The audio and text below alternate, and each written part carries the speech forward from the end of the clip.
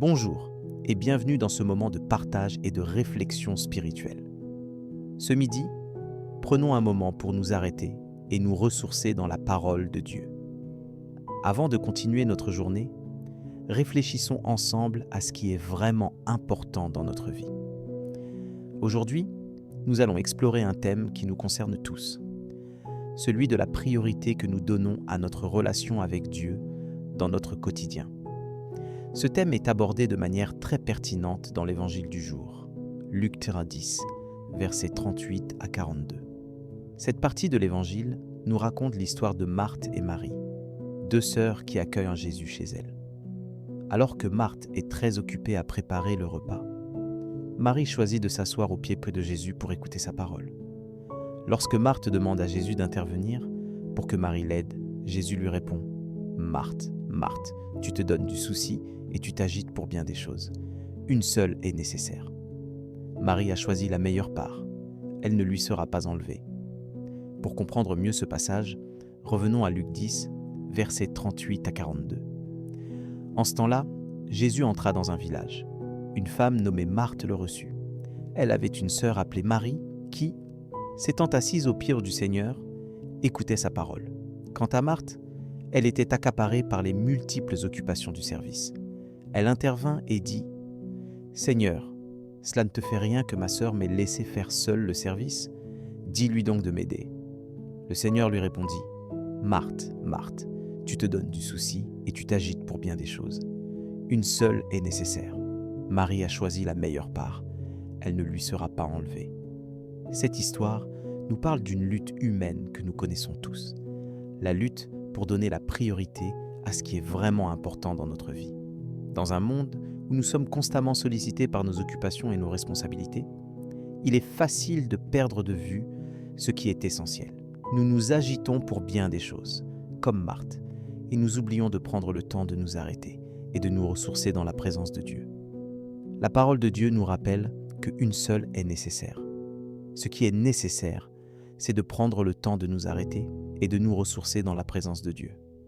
C'est de choisir de nous asseoir aux pieds de Jésus, comme Marie, et d'écouter sa parole. C'est de donner la priorité à notre relation avec Dieu, de prendre le temps de prier, de méditer sur la parole de Dieu et de nous laisser guider par sa présence dans notre vie. Mais comment mettre cela en pratique dans notre vie quotidienne ? La parole de Dieu nous donne des conseils précieux.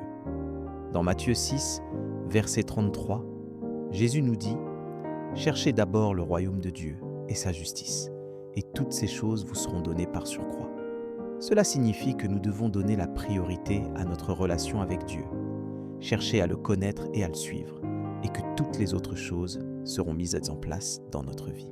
Alors, comment allons-nous appliquer cela dans notre vie ? À partir de ce midi, allons-nous choisir de nous arrêter et de nous ressourcer dans la présence de Dieu ? Ou allons-nous continuer à nous agiter pour bien des choses ? La parole de Dieu nous rappelle qu'une seule est nécessaire. Choisissons de donner la priorité à notre relation avec Dieu et de prendre le temps de nous arrêter et de nous ressourcer dans sa présence. Maintenant, prenons un moment pour prier et pour demander à Dieu de nous aider à mettre cela en pratique dans notre vie. Seigneur, merci de nous avoir donné ta parole pour nous guider et nous éclairer. Aujourd'hui, nous avons compris que tu nous rappelles de donner la priorité à notre relation avec toi, de prendre le temps de nous arrêter et de nous ressourcer dans ta présence. Nous te demandons de nous aider à appliquer cela dans notre vie, de nous donner la force et la sagesse pour choisir ce qui est vraiment important. Nous te remercions de ta présence dans notre vie et de tout ce que tu fais pour nous. Nous te demandons de nous bénir et de nous protéger et de nous donner la paix et la joie dans notre cœur.